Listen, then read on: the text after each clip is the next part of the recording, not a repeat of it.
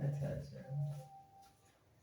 जय हिंद। तो इस लेक्चर में हम लोग कोऑर्डिनेशन कंपाउंड के एक बहुत ही इंपॉर्टेंट कांसेप्ट जो है ये इस प्रकार से बैलेंस बॉन्ड थ्योरी, इसके बारे में हम लोग पढ़ेंगे। और इस लेक्चर को देखने के बाद उम्मीद करते हैं कि आप लोग इस पर आधारित जितने भी क्वेश्चन होंगे उसे आसानी से कर पाओगे। तो चलिए लेक्चर को स्टार्ट करते हैं और पढ़ते हैं बैलेंस बॉन्ड थ्योरी। इस थ्योरी का पहला स्टेप है, पहला पॉइंट है कि सभी धातु आयन संकुल निर्माण के समय सहसंयोजक बंध बनाता है, जिसके लिए रिक्त डी कक्षक सेंट्रल मेटल आयन उपलब्ध कराता है। इसको समझिएगा। ये एक कोऑर्डिनेशन कंपाउंड ले लेते हैं हम लोग, ये एग्जांपल बना के FeCN का होल 6 ये ले लिए। इसमें आप लोग देख लीजिए सेंट्रल मेटल एटम है, सेंट्रल मेटल एटम जब यही आयन में कन्वर्ट हो जाएगा तो आयन में कन्वर्ट होने के बाद जो संकुल निर्माण करेगा उस समय यह सेंट्रल मेटल जो आयन बनेगा यह सहसंयोजक बंध बनाएगा। और सहसंयोजक बंध बनाने के लिए जो रिक्त डी कक्षक होगा वो यही आयन उपलब्ध कराएगा। जब ये आयन में कन्वर्ट होगा, जैसे यहाँ देखेंगे तो ये Fe2+ आयन में कन्वर्ट हो जाएगा, तो ये Fe2+ आयन जो है ना यही रिक्त डी कक्षक उपलब्ध करवाएगा। आगे देखिएगा, ये रिक्त कक्षकों की संख्या जो होंगी इसमें रिक्त कक्षकों की जो संख्या होगी, रिक्त डी कक्षकों की जो संख्या होगी वह कोऑर्डिनेशन नंबर के बराबर हो जाएगा। यानी इस कंपाउंड का कोऑर्डिनेशन कंपाउंड का जितना जितना कोऑर्डिनेशन नंबर होगा, उपसंयोजक संख्या होगा, उसी के बराबर रिक्त डी कक्षकों की संख्या होगी। अगला देखिएगा, ये रिक्त डी कक्षक, इसमें जो रिक्त डी कक्षक उपलब्ध कराए जाएंगे इसके द्वारा, तो रिक्त डी कक्षक जो है ना वह लिगेंड के इलेक्ट्रॉन युग्म युक्त, यानी वैसा लिगेंड जिसमें इलेक्ट्रॉन युग्म उपस्थित होगा वैसे कक्षकों के साथ ओवरलैपिंग करते हैं।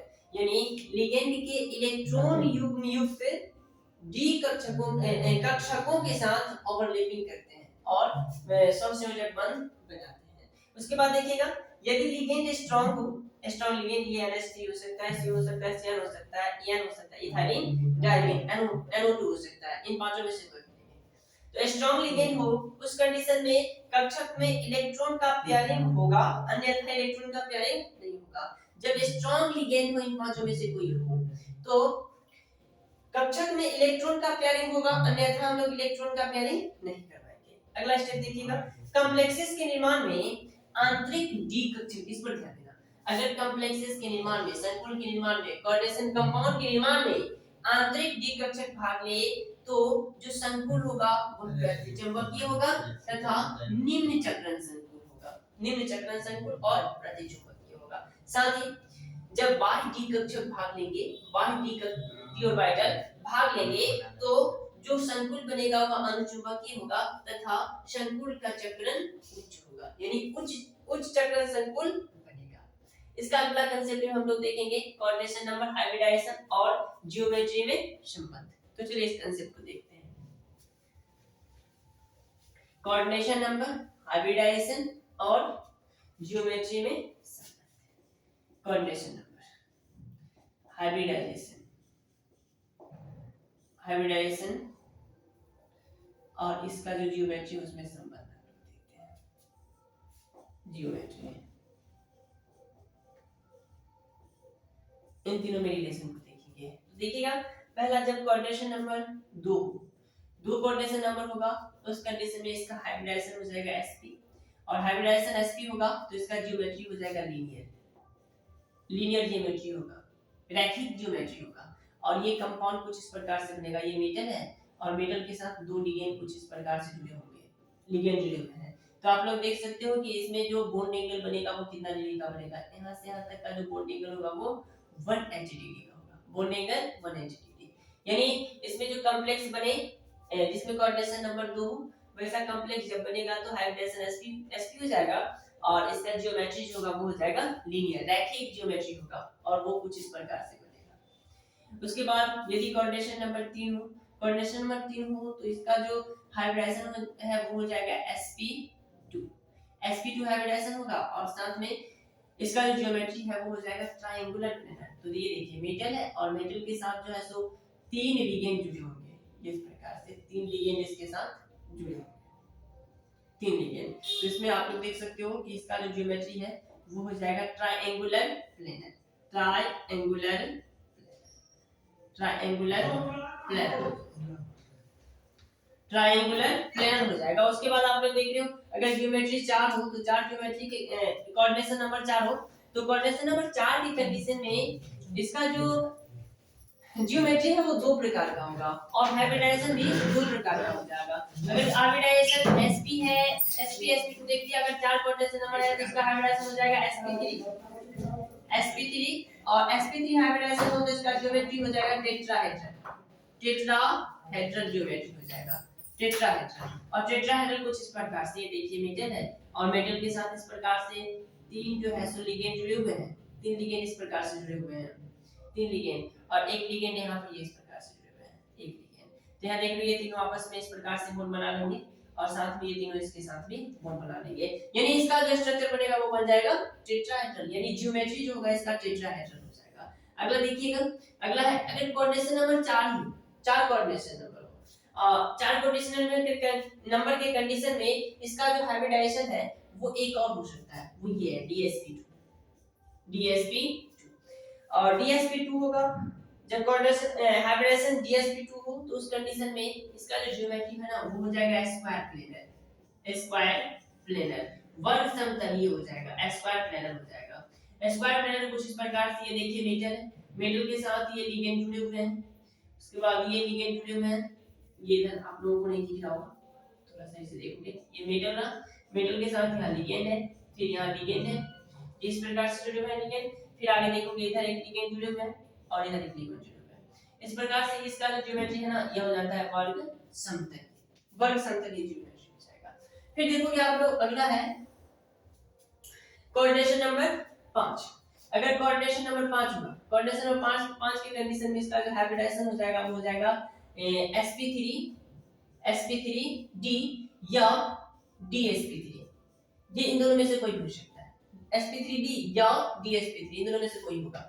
और इसका इस कंडीशन में हाइब्रिडाइजेशन तो दो हो गया लेकिन इसका जो ज्योमेट्री है वो एक ही होगा, वो ये इस प्रकार से होगा। देखिएगा ये मेटल, मेटल के साथ ये तीन लिगेंड इस प्रकार से जो है ट्रायंगल बना रहे हैं, तीन लिगेंड ट्रायंगल बना रहे हैं और ट्रायंगल बनाने के बाद दो लिगेंड जो है ना इसके एक ऊपर रहेंगे और एक नीचे रहेंगे, तो इसमें ये इस प्रकार से स्ट्रक्चर बनाता है, यानी कि इसका जो ज्योमेट्री बन जाता है वो होता है ट्रायंगुलर बाइपिरामिडल, ट्रायंगुलर बाइपिरामिडल, ये इस प्रकार से स्ट्रक्चर बन जाएगा। उसके बाद देखिएगा अगर कोऑर्डिनेशन नंबर 6 तो कोऑर्डिनेशन नंबर 6 के कंडीशन में दो प्रकार का स्ट्रक्चर बनेगा, वो इस प्रकार से होगा।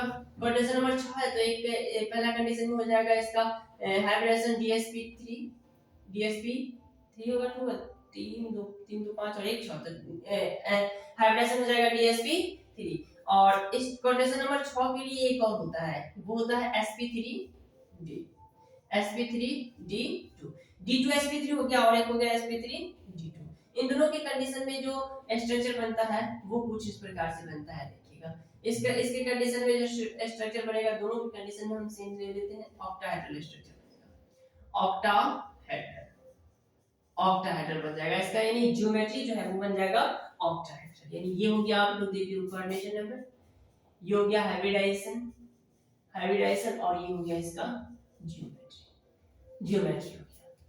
तो ये हो गया कोऑर्डिनेशन नंबर, हाइब्रिडाइजेशन और ज्योमेट्री में संबंध, यहां तक छाप लीजिए। फिर आगे बढ़ते हैं और इसका कुछ एग्जांपल देखते हैं, छाप लीजिए।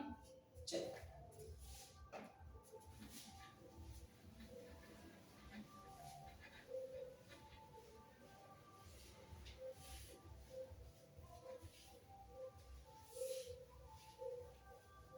अब इसका एग्जांपल देखिएगा, एक एग्जांपल, फर्स्ट एग्जांपल है NiCN का होल 4 और इस पर डबल माइनस चार्ज है। ये एनसीईआरटी का क्वेश्चन है, एनसीईआरटी में भी इस प्रकार के क्वेश्चन दिए जा चुके हैं। NiCN का होल 4 और डबल माइनस, आप लोग सबसे पहले क्या करना है, इसको सॉल्व करने के लिए सबसे पहले ये जो Ni है इसका ऑक्सीडेशन स्टेट निकालना। ऑक्सीडेशन स्टेट निकालने के लिए क्या करोगे, तो आप लोग मान लोगे कि Ni का जो ऑक्सीडेशन स्टेट है वो है x, तुम्हारा कि oxidation state of Ni equal to x, तो Ni का ऑक्सीडेशन स्टेट x हो गया, तो x प्लस में Cn 4 है, एक Cn पर -1 चार्ज होता है, तो 4 Cn पर हो जाएगा 4 × -1। और बराबर में क्या करते हैं, तो इस कंपाउंड पर जितना चार्ज होते हैं वही बराबर लिख देते हैं। तो कंपाउंड पर टोटल चार्ज है -2, तो -2 बराबर में लिखते हैं। उसके बाद देखोगे x -4 बराबर -2, यहाँ से x निकालोगे तो निकल जाएगा x बराबर हो जाएगा -2 और प्लस में 4, तो वैल्यू निकल गया x का वैल्यू निकल गया प्लस में x बराबर +2। तो ऑक्सीडेशन स्टेट निकालने के बाद आप लोगों को क्या करना है, तो इससे Ni जो है ना इसका electronic configuration electronic configuration Ni का इलेक्ट्रॉनिक कॉन्फ़िगरेशन लिखिए आप लोग। इलेक्ट्रॉनिक कॉन्फ़िगरेशन देखिए Ni का इलेक्ट्रॉन जो एटॉमिक नंबर होता है वो होता है 28, और इसका इलेक्ट्रॉनिक विन्यास लिखोगे तो कुछ इस प्रकार से लिखना है 1s2 2s2 2p6 3s2 3p6। कितने हो गए 2 4 6 4 10 2 12 12 6 18। उसके बाद हो जाएगा 4s2 और 3d, ये 4s2 यानी 18 2 20 20 और 8 बच गए तो 28 हो जाएंगे। इस प्रकार से 3d 8 हो गया। ये तो हो गया सिर्फ Ni का ग्राउंड स्टेट में ऑक्सीडेशन क्या कहते हैं इलेक्ट्रॉनिक कॉन्फ़िगरेशन। लेकिन आप लोग देख रहे हो इसका ऑक्सीडेशन स्टेट +2 निकला है, तो Ni पर +2 चार्ज दे करके इसका हम लोग इलेक्ट्रॉनिक विन्यास लिखते हैं। तो आप लोग देख रहे हो जब ग्राउंड स्टेट में है यानी अस्थायी अवस्था में है निकेल, तो उस कंडीशन में इसका इलेक्ट्रॉनिक कॉन्फ़िगरेशन हो जाएगा ये इस प्रकार से। और Ni2+ के कंडीशन में आता है ऑक्सीडेशन स्टेट 2 हो जाता है, इसमें से 2 इलेक्ट्रॉन निकल जाएगा, तभी 2+ चार्ज आएगा। 2 इलेक्ट्रॉन निकल गया, इसका मतलब इसमें से 2 इलेक्ट्रॉन को हम लोग निकाल देंगे तो आगे इसका जो इलेक्ट्रॉनिक कॉन्फ़िगरेशन हो जाएगा इस प्रकार से होगा 1s2 2s2। ये देखिए यहाँ तक तो है ना, ये यहाँ तक को हम लोग लिख सकते हैं आर्गन। आर्गन का परमाणु संख्या 18 होता है, इसलिए आर्गन को लेकर के ब्रैकेट में बंद कर दिए तो 18 इलेक्ट्रॉन यहाँ से गायब हो गए। उसके बाद हो जाएगा 4s2 और फिर 3d 8 है यहाँ पर क्योंकि 28 इलेक्ट्रॉन है, +2 चार्ज आया तो 26 इलेक्ट्रॉन होंगे, 2 इलेक्ट्रॉन घट गए इसमें से तो +2 आ गया, 26 इलेक्ट्रॉन होंगे। तो 18 और 2 20 और 6 बच गए तो 20 6 26।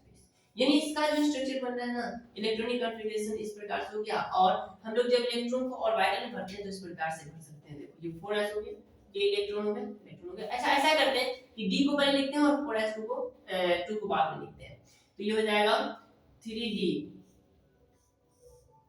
3d ये हो गया 3d 4s में पहले इलेक्ट्रॉन भरेगा तो 4s में इलेक्ट्रॉन, उसके बाद 3d में भरेंगे तो 3d में भरने की क्रम में देखोगे ये पहले एक एक करके इलेक्ट्रॉन को भरते हैं और उसके बाद युग्म बनना शुरू होता है। तो एक एक करके पहले 5 इलेक्ट्रॉन भर दिए, उसके बाद युग्म बनेगा यानी कि छठा इलेक्ट्रॉन बनेगा इसमें, जोड़ा बनना स्टार्ट हुआ तो छठा इलेक्ट्रॉन इसमें आएगा। ये ग्राउंड स्टेट हो गया। अब आप लोग देख रहे हो कि इसमें लिगेंड जो है ना प्रबल है, तो बैलेंस बॉन्ड थ्योरी क्या कहता है कि यदि लिगेंड स्ट्रांग हो, प्रबल हो, CN देखो प्रबल लिगेंड हो तो उस कंडीशन में कक्षक में इलेक्ट्रॉन का पेयरिंग होगा। तो ये जो ऑर्बिटल है इसमें इलेक्ट्रॉन का पेयरिंग होगा, जहां पर अनपेयर्ड इलेक्ट्रॉन है यानी कि अयुग्मित है जिसका जोड़ा नहीं बना हुआ है उस इलेक्ट्रॉन का जोड़ा बनेगा। तो जोड़ा बनने के कंडीशन में आप लोग देख रहे हो कि इस प्रकार से इसको लिख सकते हो, लिखोगे चूंकि लिगेंड स्ट्रांग है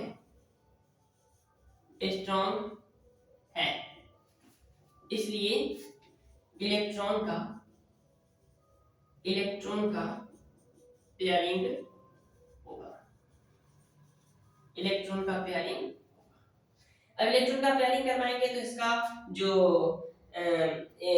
ऑर्बिटल जो होंगे उसमें इलेक्ट्रॉन जो भी अनपेयर्ड हो पेयर बना लेंगे। तो इसमें पेयरिंग जब होगा तो इस प्रकार से इसका स्ट्रक्चर बन जाएगा। देखिएगा ये एक इलेक्ट्रॉन यहाँ से पहले यहाँ है s कक्षक से, उसके बाद 2 इलेक्ट्रॉन इसमें तो एक और इसमें आ जाएगा, ये इस वाले में आएगा, इस वाले में आ गया, उसके बाद ये इलेक्ट्रॉन खुदा करके यहाँ आएगा।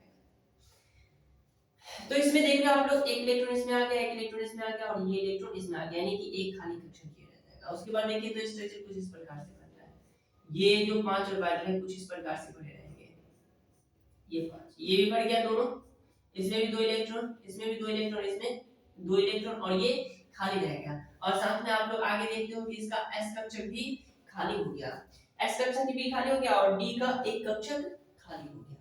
अब अगला देखते हैं कंसेप्ट। इसमें एक कंसेप्ट देखोगे आप लोग कि रिक्त d कक्षकों की संख्या जो होती है ना कोऑर्डिनेशन नंबर के बराबर होता है। तो यहाँ पर एक बात ध्यान देना, यहाँ पर रिक्त कक्षकों की संख्या कहेंगे, रिक्त कक्षकों की संख्या जो होती है ना वो किसके बराबर होता है, तो कोऑर्डिनेशन नंबर के बराबर होता है। जिसमें आप लोग देख रहे हो कोऑर्डिनेशन नंबर कितना हो जाएगा, जितना लिगेंड है, तो लिगेंड का संख्या 4 है, लिगेंड का संख्या 4, तो इसलिए इसका कोऑर्डिनेशन नंबर बराबर हो जाएगा 4। अब कोऑर्डिनेशन नंबर 4 है तो हम लोग कहेंगे कि इसमें जो रिक्त कक्षक होंगे उसका भी संख्या कितना होगा, 4 होगा, रिक्त कक्षक का संख्या 4। यहाँ देख लो 2 ही रिक्त कक्षक है, खाली कक्षक 2 है। तो इसके बाद आप लोग देखोगे तो इसके बाद जो है ना 4p खाली रहता है, 4p खाली रहता है। तो 2 कक्षक खाली यहाँ होंगे और उसके बाद 2 कक्षक यहाँ से ले लेंगे हम लोग, क्योंकि 4 है कोऑर्डिनेशन नंबर, तो खाली कक्षक भी कितना होना चाहिए, 4 होना चाहिए। तो एक इसमें से लेंगे d कक्षक, एक s आ गया और 2 p आ जाएगा, ये हो गया 3d, इसके बाद 4s और ये 4p। तो एक s ले d ले लिए, उसके बाद एक s और 2 p ले लिए हैं। तो इस कंडीशन में देखोगे एक d s और p 2, तो इसका जो हाइब्रिडाइजेशन हो जाएगा फर्स्ट नंबर पे देखिएगा, इसका जो हाइब्रिडाइजेशन होगा, हाइब्रिडाइजेशन हो जाएगा, वो क्या होगा, तो dsp2 dsp2। उसके बाद देखिए सेकंड नंबर में जब हाइब्रिडाइजेशन sp2 होगा तो इसका जो ज्योमेट्री हो जाएगा वो हो जाएगा, ज्योमेट्री हो जाएगा वर्ग समतलीय, वर्ग समतलीय, यानी कि इसी को आप लोग कहोगे वर्ग समतलीय, और यही कहलाएगा इंग्लिश में कहोगे स्क्वायर प्लेनर। उसके बाद देखिएगा तीसरा स्टेप, अब इन दोनों की बात कर लेते हैं। आप लोग देखिए कि आंतरिक डी ऑर्बिटल भाग ले, कॉम्प्लेक्स के निर्माण में आंतरिक डी ऑर्बिटल भाग ले तो जो संकुल बनेगा वो प्रतिचुंबकीय होगा। तो इसमें भी आप लोग देख रहे हो कि इसमें संकुल निर्माण में जो है ना आंतरिक डी कक्षक भाग ले रहा है, ये देखिए ये 3D। अब कहोगे सर आंतरिक डी कक्षक कैसे है, तो समझिए यहाँ देख लो बाह्यतम कक्षा है 4s, क्योंकि 4s में भी इलेक्ट्रॉन था इसमें, 4s बाह्यतम कक्षा है, और बाह्यतम कक्षा से पहला कक्षा, यानी कि देख लो इस प्रकार से एक नाभिक बनाया जाए तो नाभिक के बाहर में एक कक्षा, उसके बाद पहला कक्षा हो गया, दूसरा कक्षा हो गया और ये तीसरा कक्षा हो गया, उसके बाद चौथा कक्षा हो गया, 4 कक्षा हो गए, ये फर्स्ट सेकंड थर्ड और ये फोर्थ। ये फोर्थ कक्षा है, बाहरी कक्षा है, ये वैलेंस सेल है, वैलेंस सेल हो गया, ये वैलेंस सेल हो गया, और उसके बाद उसके अंदर वाला जो कक्षा होगा उसी को कहेंगे हम लोग आंतरिक कक्षा, ये आंतरिक कक्षा, आंतरिक कक्षा। और इसमें इसके निर्माण में देख लो ये 3D, ये डी कक्षक भाग ले रहे हैं, आंतरिक कक्षक भाग ले रहे हैं, आंतरिक डी कक्षक भाग ले रहे हैं, इसलिए ये जो संकुल बनेगा वो होगा प्रतिचुंबकीय और निम्न चक्रण संकुल। तो ये संकुल जो होंगे वो होंगे प्रतिचुंबकीय, संकुल बराबर प्रतिचुंबकीय। उसके बाद चौथा नंबर देखोगे ये निम्न चक्रण संकुल हो जाएगा, निम्न चक्रण संकुल हो जाएगा, निम्न चक्रण संकुल, निम्न चक्रण संकुल, ये भी पूछ सकता है। और अगला एक और कंसेप्ट है कि अगर ये पेयरिंग होने के बाद भी अगर अनपेयर्ड इलेक्ट्रॉन बच जाते हैं, पेयरिंग हो या नहीं हो, इलेक्ट्रॉनिक कॉन्फ़िगरेशन लिखेंगे आयन का इलेक्ट्रॉनिक कॉन्फ़िगरेशन लिखने के बाद अगर पेयरिंग हो तो पेयरिंग के बाद अगर जो ऑर्बिटल प्राप्त होते हैं उस ऑर्बिटल में अनपेयर्ड इलेक्ट्रॉन रहेगा, यानी एक भी अकेले इलेक्ट्रॉन रहे, तो उस कंडीशन में जो ये कंपाउंड होगा, कोऑर्डिनेशन कंपाउंड होगा, वो हो जाएगा रंगीन, या यूं रंगीन हो जाएगा। अगर अनपेयर्ड इलेक्ट्रॉन होगा तो रंगीन हो जाएगा, अन्यथा रंगहीन हो जाएगा। तो यहाँ आप लोग देख लो एक भी अनपेयर्ड इलेक्ट्रॉन नहीं है, सभी इलेक्ट्रॉन का जोड़ा बना हुआ है। तो 5 नंबर लिखोगे ये जो कंपाउंड है ना वो हो जाएगा रंगहीन, क्योंकि एक भी अनपेयर्ड इलेक्ट्रॉन नहीं है। यहाँ देखोगे number of unpaired electron equal to number of unpaired electron equal to 0, इसलिए जो कंपाउंड है ना वो हो जाएगा कलरलेस, कंपाउंड कलरलेस, ये कंसेप्ट होगा। इसे छाप ले, फिर से एक और एग्जांपल देखते हैं, छाप लिया, चलिए अगला एग्जांपल देखिए। ये फर्स्ट एग्जांपल हो गया, सेकंड एग्जांपल देखिए, इसका देखिएगा, ये सेकंड एग्जांपल यहीं से स्टार्ट करते हैं, इसी में ले लेते हैं हम लोग, बस थोड़ा सा चेंजिंग करेंगे। चेंजिंग क्या करना है, तो इसमें आप लोग जो NiCN लिए हैं उसके जगह पर ले लेंगे सेकंड एग्जांपल में NiCl4, और यहाँ पर चार्ज रहेगा ये 2-। तो इसको भी सॉल्यूशन इसी तरह से तरीका से करेंगे। कैसे, तो सबसे पहले हम लोग निकालेंगे ऑक्सीडेशन स्टेट, निकेल का ऑक्सीडेशन स्टेट। यहाँ पे देख लो निकेल है, तो निकेल का ऑक्सीडेशन स्टेट निकालने के लिए क्या करेंगे, तो पहले इसके ऑक्सीडेशन स्टेट को क्या मान लेंगे, 0 मान लेंगे, ऑक्सीकरण अवस्था को x मान लेंगे, 0 नहीं x मान लेंगे। उसके बाद सभी की ऑक्सीकरण अवस्था को जोड़ते हैं, तो Na का ऑक्सीकरण अवस्था x मान लिए, तो x प्लस में एक क्लोरीन पर -1 चार्ज होता है और 4 क्लोरीन है, इसलिए 4 × -1 और बराबर में टोटल जो चार्ज है इस पर वो लिख दिए -2, तो x बराबर निकल गया कितना, प्लस में 2। सॉल्व करने के बाद x बराबर +2 निकल गया। उसके बाद हम लोग लिखेंगे निकेल का इलेक्ट्रॉनिक कॉन्फ़िगरेशन। इलेक्ट्रॉनिक कॉन्फ़िगरेशन लिखने के बाद आप लोग देख रहे हो कि इस पर चार्ज 2 ही है, तो निकेल का ग्राउंड स्टेट में इलेक्ट्रॉनिक कॉन्फ़िगरेशन ये होगा। उसके बाद एक्साइटेड स्टेट में जाता है, यानी कि जब इस पर चार्ज +2 आ जाता है उस कंडीशन में इलेक्ट्रॉनिक कॉन्फ़िगरेशन लिखेंगे आर्गन, यहां से यहां तक लेकर के आर्गन 18, उसके बाद 4s2 और 2 इलेक्ट्रॉन घट जाते हैं तो हो जाएगा 3d6।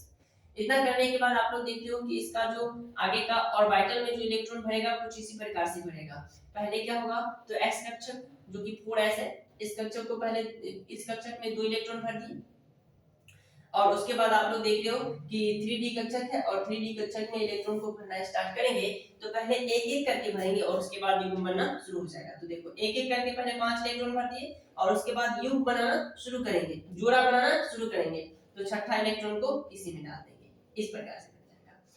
तो आप लोग देख रहे हो कि इसमें जो ये बना हुआ है इस प्रकार से, तो इसमें आप लोग देख रहे हो कि लिगेंड जो है ना स्ट्रांग नहीं है, यहाँ जो Cl लिए हुए हैं लिगेंड वो स्ट्रांग नहीं है, और जब लिगेंड स्ट्रांग नहीं यानी कि वीक लिगेंड है, वीक है, इसलिए इलेक्ट्रॉन का पेयरिंग नहीं होगा।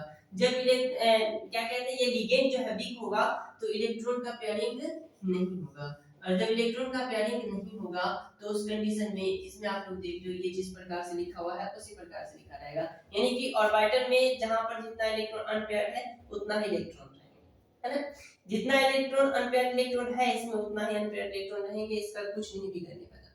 ठीक है, तो आगे देखिएगा अगर कुछ नहीं बिगड़ता है तो उस कंडीशन में देखते हैं कि इसका हाइब्रिडाइजेशन क्या होता है।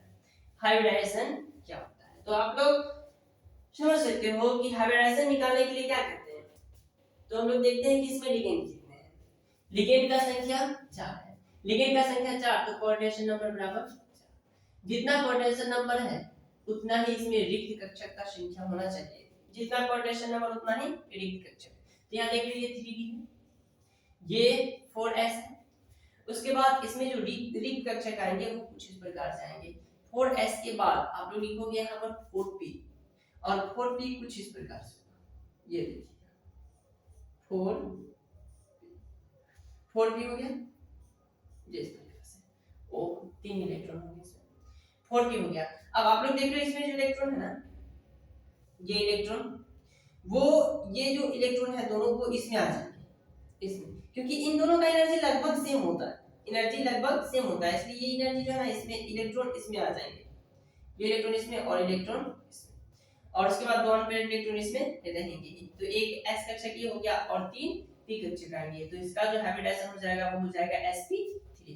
हाइब्रिडाइजेशन क्या हो जाएगा, sp3 हो जाएगा, sp3 हाइब्रिडाइजेशन। उसके बाद ज्योमेट्री हो जाएगा वर्ग समतलीय, फिर ज्योमेट्री वर्ग समतलीय, यहाँ sp3 जब हाइब्रिडाइजेशन हो जाए, sp3 हाइब्रिडाइजेशन होगा तो इसका जो ज्योमेट्री होता है वो होता है चतुष्फलकीय, यानी कि टेट्राहेड्रल, टेट्राहेड्रल ज्योमेट्री हो जाता है, टेट्राहेड्रल। उसके बाद देखिएगा टेट्राहेड्रल ज्योमेट्री हो गया, हाइब्रिडाइजेशन हो गया sp3, और ये जो संकुल बनेगा वो प्रतिचुंबकीय होगा या अनुचुंबकीय होगा। उसको समझने के लिए हम लोग देखते हैं कि इसमें कौन सा कक्षक भाग ले रहा है, आंतरिक कक्षक या बाहरी कक्षक। तो इसमें देख लो आंतरिक डी कक्षक भाग नहीं ले रहा है, और जब आंतरिक डी कक्षक भाग नहीं ले रहा है तो इसमें बाहरी कक्षक भाग लेगा, कोई डी कक्षक हो या कोई भी कक्षक हो, तो बाहरी कक्षक भाग लेगा।